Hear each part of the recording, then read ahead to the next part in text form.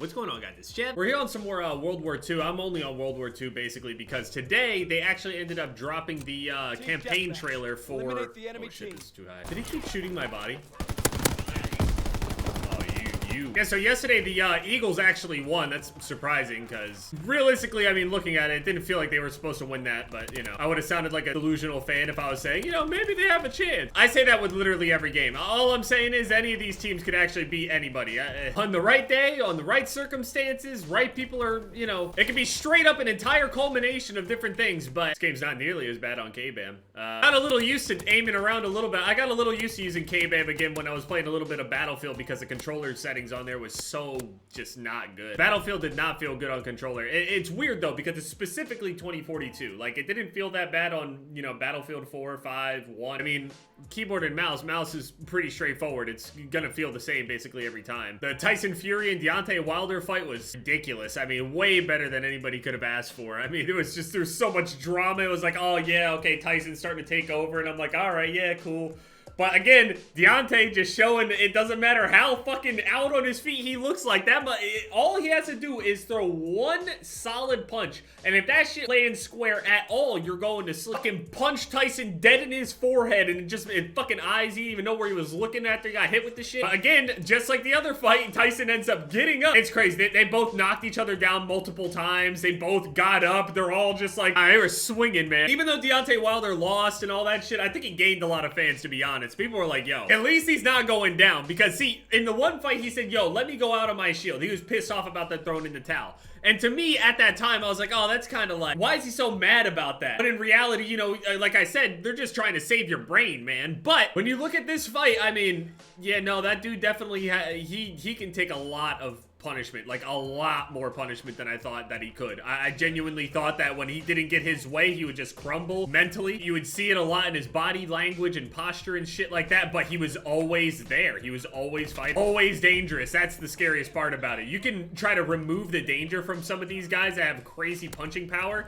and usually a lot will, you know, follow along with it, where they won't be as fast, they won't be as technical, they won't be as aggressive coming forward just because they simply can't. I was afraid of this. I'm actually gonna enjoy using K-BAM, and then I'm like, I got way too much time on controller. I'll probably never quit, but certain games it's just better. Not in terms of just like strength or anything like that. It's just, no, the way that it works. It's got to feel a certain way. Otherwise, I might as well just use K-BAM. Tyson Fury ended up knocking Deontay out eventually after knocking him down multiple times, beating him the fuck up. He was like 130, 140 plus punches before he finally went down for good. And even then, the ref waved it off immediately after he went down the way that he did, which you know, I kind of agree with. That's fine, but he was up quickly after that, though. That's the craziest part. I was expecting him to be out by the time everybody's celebrating, you know, jumping into the ring, and he's already sitting there on a stool. I'm like, holy fuck. Dude is like literally the Berserker perk just personified. The more damage you do to him, the stronger he gets, the durability goes up. He's just got a full-blown Berserker Brawler perk. It's just built into him with a fucking nuclear hand. And I don't give a fuck how simple people will say Deontay Wilder is. That shit, it seems simple and straightforward, but deal with it. I respect it. I mean, I'm doing decent. Got the kill cam.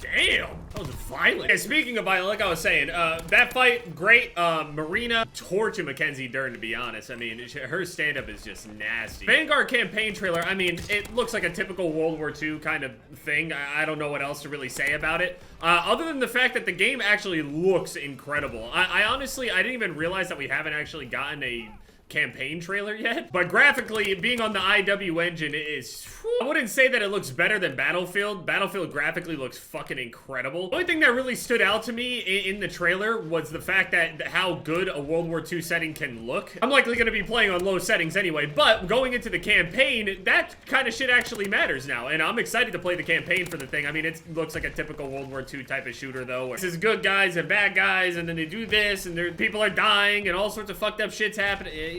Not that I really expected anything more or whatever, but I did actually kind of like the psychological aspect to Cold War that I played recently. Obviously, it's just kind of recency bias, but I didn't really dislike it much. I mean, I can't think of a campaign that I genuinely disliked. I just don't really care for the stories or whatever. I just never took the time to learn it.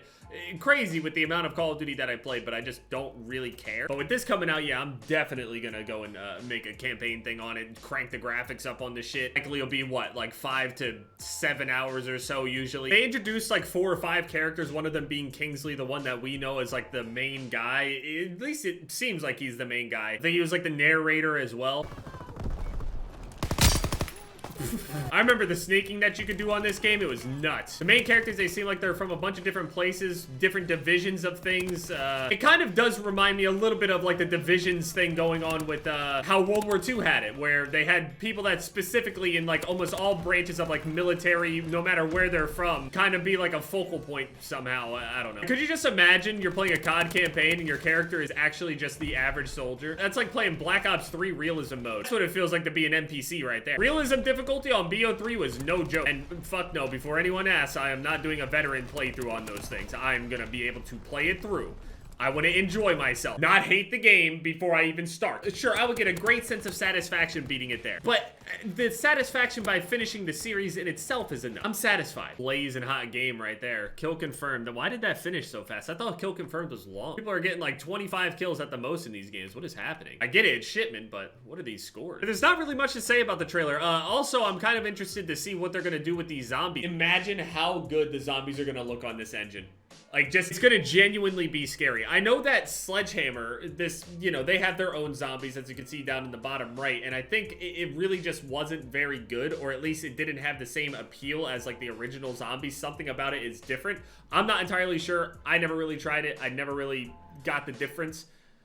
I have a feeling people are gonna ask me to try it. But I've heard it's more just like jump scary kind of thing, and they tried to like lean more into the horror thing because Sledgehammer are the same people that worked on shit like Dead Space. So I get that aspect, that's great. But this Zombies is actually being done by Treyarch, but on the Modern Warfare engine. But Sledgehammer is also still there, so like their influence could still have horror elements within it with a Treyarch mix. It could be great, it could just not be. But, I mean, regardless, we're still gonna get Damascus or Dark Matter or whatever it is. So at least there's that.